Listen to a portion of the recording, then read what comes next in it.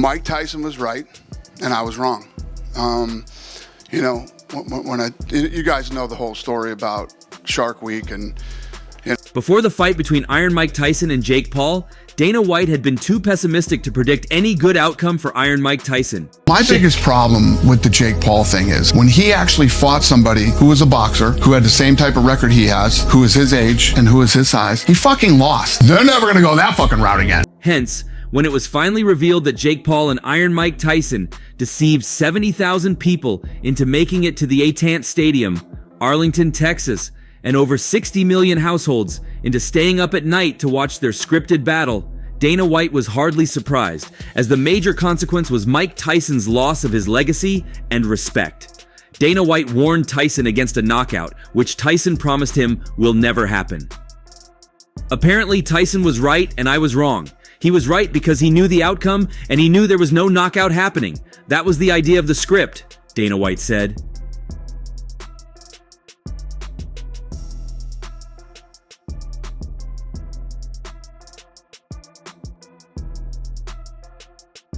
The Ultimate Fighting Championship boss was so negative before the fight that if he had his way, he would have stopped the fight all by himself. Ahead of Tyson's return to the ring at 58 years old on Friday, the UFC CEO showed genuine concern that the former heavyweight boxing champion was potentially risking his health by fighting Jake Paul in an 8-round main event that was being broadcast on Netflix. Mike, you're basically 60 years old, and he's like, you honestly think this fucking kid's gonna do anything to me? He's not good. He's not gonna fucking knock me out. Knowing the fight was scripted became much more provoking for Dana White when he remembered that Iron Mike Tyson spent the entire 8 months of the build-up convincing combat sport professionals like Dana White into believing he's got enough skill, power, and athleticism to conquer Jake Paul. The bout was largely decried and criticized for the lack of action and drama. As it became apparent, Iron Mike lacked the youth to keep up with Paul, who settled for controlling the contest with his jab and taking the points instead, contrary to how the UFC CEO feared it may go. He had a hard time walking up the stairs, he had a knee brace on, and Jake Paul couldn't do anything to him. He made a ton of money, and I know people are mad you stayed home on a Saturday night, but you didn't pay for it. While the fight wasn't exactly a barn burner, Tyson didn't absorb too much damage, and he ultimately lost a decision without suffering a single knockdown along the way. Dana White admitted he was wrong about his forecast of Jake Paul versus Iron Mike Tyson after he feared the 27-year-old might knock out the former undisputed heavyweight champion on Friday, November 15th. Everybody makes money, you know? Jake Paul is... You know, I don't have to tell you guys. You guys know. Mike Tyson is the A++++ side. In the end, the problem child claimed an easy victory by unanimous decision in the professional fight, whilst the 58-year-old got to, likely, sign off his pro career without quitting like he did back in 2005 against Kevin McBride.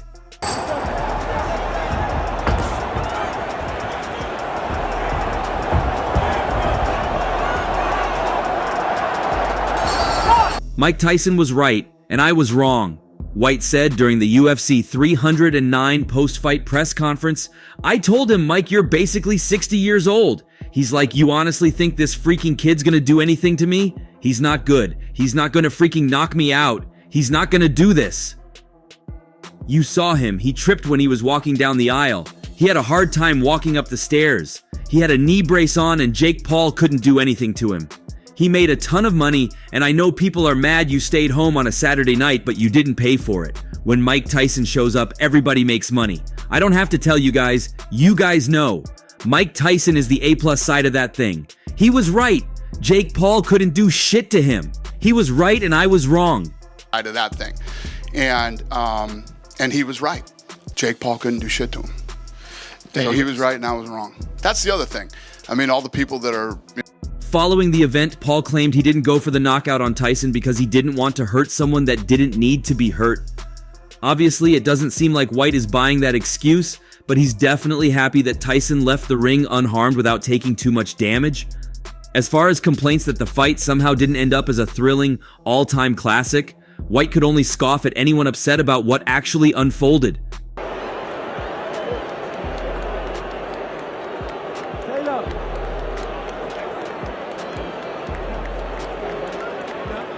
The matchup saw a 27-year-old social influencer turned boxing enthusiast take on a nearly 60-year-old former heavyweight champion. In other words, White promises that no one should be surprised at the outcome. If you didn't think that's the way the fight was going to play out, I don't know what people expected, White said.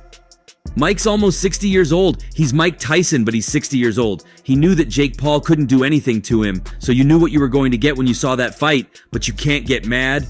It was freaking free. We've all got Netflix anyways. You gotta watch the girls fight, and the girls fight between Amanda Serrano and Katie Taylor was good. The greatest con job of all time, I mean, if you didn't think that that's the way the fight, I don't know what people expected. You know, Mike's almost 60 years old. The fight produced massive viewership numbers, with Netflix revealing on Saturday that 60 million households tuned in to watch Paul versus Tyson, with 50 million witnessing the Serrano versus Taylor fight. The main event may still go down as one of the most talked about fights of the year, even if Paul versus Tyson wasn't all that memorable. But White says deep down inside, everybody knew exactly what that fight would look like, and that's essentially how it all went down on Friday night. Here we see Paul look down and come over with an overhand right. Wow. Right on Tyson's nose, good shot. A little bit lower, might have ended the fight. And then you see a left hook right. I know a lot of people were pissed. It was a bit of a shit show, but what did you expect? White said. Hey, seriously, when you stayed home and you turned on Netflix that night, were you like, holy hell, I'm about to see the greatest sporting event of all time? No, you freaking did not. You got exactly what you thought you were going to get. You saw that fight, but you can't be mad. It was fucking free. We all got Netflix anyway, right? And you got to watch the girls fight, and the girls fight was good. You know, I know a lot of people were pissed, but White famously does not like Jake Paul. In his quest to maximize profit margins in MMA's most elite fighting category, the pair have clashed because the former YouTuber demanded better pay for the competitors for the risk they're taking. Taking on Paul was Tyson's second fight since 2020, and even that one was criticized, with people arguing the ex-World Boxing Association and World Boxing Council champion was too old, as was his opponent, Roy Jones Jr. Mike Tyson was right, and I was wrong.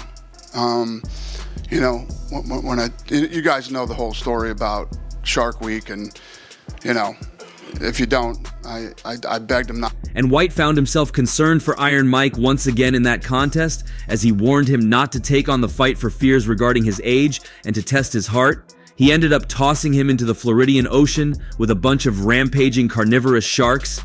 You guys know the whole story about Shark Week, and if you don't, I begged him not to do the Roy Jones fight.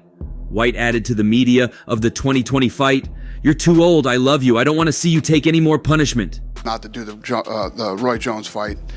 You're too old, I love you, I don't want to see you take any more punishment. So I set him up on Shark Week, he got paid good money, and he's like, So I set him up on Shark Week, he got paid good money, and he's like, damn T. So he almost flipped out on the last day. He was ready to kill everybody on the boat because he had to jump in with all these sharks again in the middle of Florida. Tyson was like, "This freaking idiot Dana White says he cares about me. I've been fighting since I was 12. And he throws me in the ocean with a bunch of sharks." He was right about that too. So he almost flipped out the last day and was ready to kill everybody on the boat because he had to jump in with all these sharks again in the middle of Florida. And he's like, this fucking asshole says that, you know, he cares about me. Once the fight was announced, the chief executive officer and president of the Ultimate Fighting Championship, Dana White, also expressed his fears regarding the matchup between Jake Paul and Mike Tyson. White boldly said that he was not the biggest fan of Tyson returning to the ring, especially given the fact he will be 58 years old when the event comes around. The UFC president himself has a history of not signing older fighters to his company, opting instead for younger talent. A notable exception to this rule, however, was 35-year-old Cesar Almeida being signed to the Contender Series 57. But this is nothing compared to Tyson's age. Everything else I've been fighting since I was 12, and he throws me in the fucking ocean with a bunch of sharks. He was right about that too. But he basically said, I told him. Obviously, Dana White and Mike Tyson share a good friendship, and as a result, Dana White wouldn't want to see such a matchup become real. However, he avoided giving too much away so he doesn't offend his friend in any way, further proving Mike Tyson's angry reactions to those who have tried to discourage him. Dana White affirmed Iron Mike Tyson's displeasure at discouragements when he was asked to share his thoughts concerning the matchup between Mike Tyson and Jake Paul. He gets mad when I do this, but Mike is 60. Man, I don't know. But what do you guys think about it? No one cares what I think. It's not my fight. About this one? He gets mad when I do this, but Mike's 60, man. I don't know.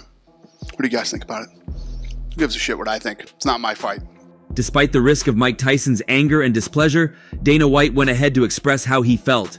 He spoke about their friendship, his love for Tyson even as an athlete, and his preference that Mike Tyson avoided such a matchup at his age.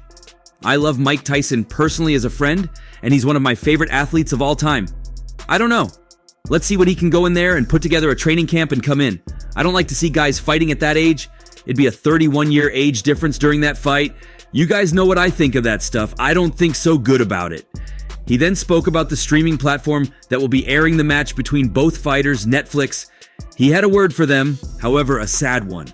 He felt their involvement in live sports was rather late, and they should have delved into the niche long before they did. Regardless, he gave them their deserved accolades and acknowledged their media presence and significance. I think that Netflix should have gotten into live sports years ago. I think they're late to the game, but they are a force. When you look at the amount of homes that they're in worldwide, the show Reacher, I posted about it. I love that show. I hate TV. I don't watch any TV show hardly ever. I don't watch movies anymore. But I love the show Reacher. I can watch Reacher whenever I want to. I can watch it when I get home. I can watch it next week. Live sports like UFC 299 you had to watch tonight. As all these massive streaming companies start to get bigger and bigger, they have to be involved in live sports. But more recently, Dana White has sounded more assured after claiming he had a conversation with Mike Tyson's wife. Dana White recently revealed that he has spoken with Mike Tyson's wife about the boxing legend's upcoming fight with Jake Paul, a man 30 years his junior, come fight night. However, the conversation White had with Tyson's wife prompted the UFC's head to comment that Tyson is taking the fight very seriously. When talking to Lex Fridman, White said, "I love Mike Tyson, and I'm not a fan of anybody fighting at our age, but he's a grown man, obviously, and he's going to do what he's going to do. I talked to his wife a couple of days ago, and he's taking it seriously, and he's training for it." However, White still recognizes the draw of Tyson stepping into the ring again. "I think Mike Tyson is one of the most unique guys who have crossed over. Any of the other fighters from his generation have no way of making money without fighting. And Mike Tyson has made a lot of money outside of fighting.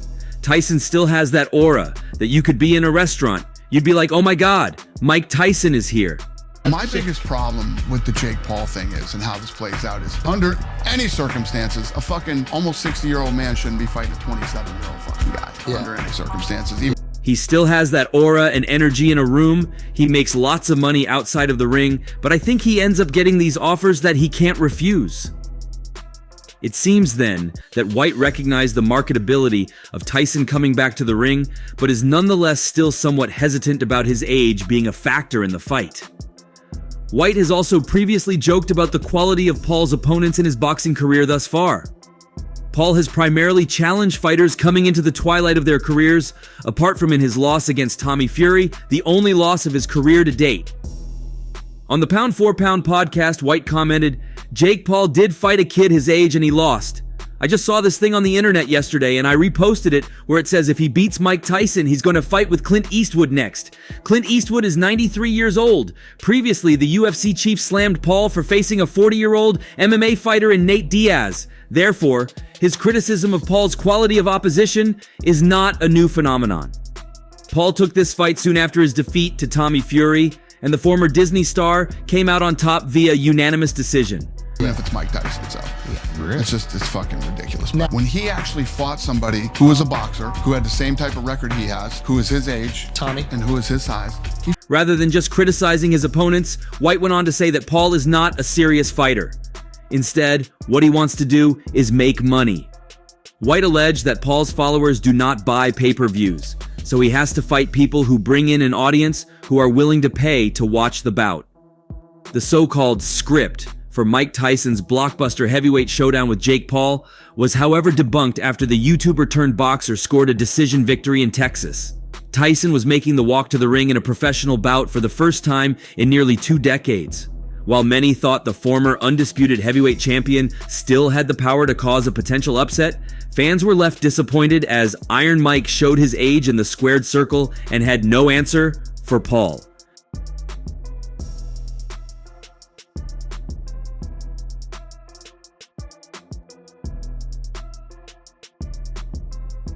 Ahead of the fight, Paul had promised to kill Tyson, but struggled to land anything significant throughout the heavyweight dust-up. Despite being the much busier fighter, the boxing faithful were left unconvinced as the American claimed victory on the judges' scorecards, 80-72 with 2 judges and 79-73 with the third. This came after a fake script for the fight was leaked online. Over the years, many within the boxing community have slammed the problem child and have accused him of fixing his fights.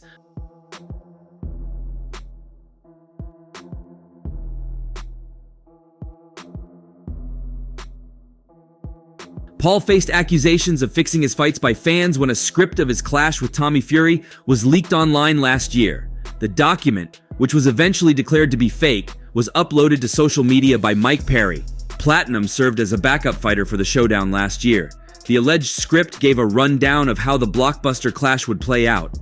Ahead of the heavyweight clash between the two stars, a fake script provided details of each round until the 5th, when Paul stopped a tired Tyson. There is no suggestion, however, that the fight was fixed. Here is how the script claimed it would play out. Did you feel Mike's power at all? No. He hit you with one, and you gave him the tongue. Only because the crowd, got turned up.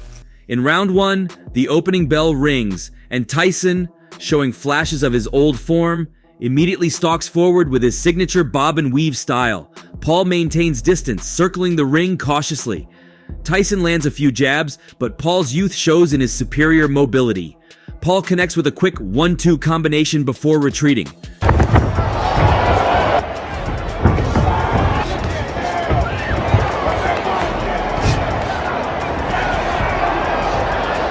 Tyson's timing appears slightly off, his punches a fraction slower than in his prime.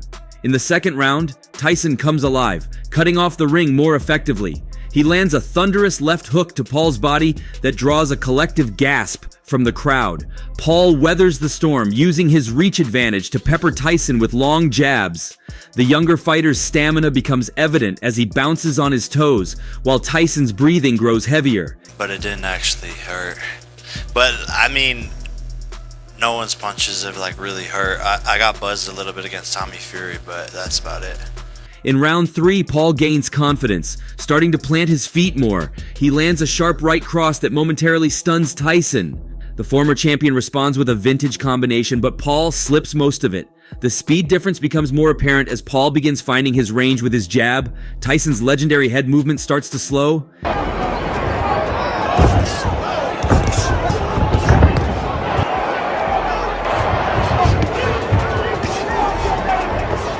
In the 4th round, fatigue sets in for Tyson, though his punches still carry devastating power. Paul establishes his rhythm, landing increasingly clean shots. A particularly sharp right hand opens a cut above Tyson's left eye. The old champion bulls forward, trying to close distance, but Paul's footwork keeps him just out of range. The tide is turning. It didn't hurt, no. I was just off balance when Woodley hit me, but because I was throwing a check hook and I missed. The 5th was the decisive round. Paul, sensing Tyson's fatigue, begins to press forward more aggressively. He lands a crisp 3-punch combination that backs Tyson to the ropes. As Tyson tries to weave away, Paul times him perfectly with a devastating right hand that catches his flush on the chin. Tyson's legs buckle and he drops to the canvas.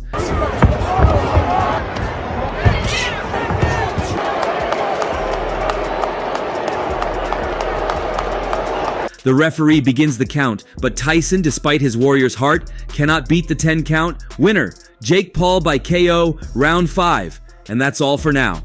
For the very best updates on news, moments, events, and actions in the world of boxing, stay connected with us by subscribing to our YouTube channel, and don't forget to turn on notifications to get notified when we drop quality contents like this. Until next time, peace out.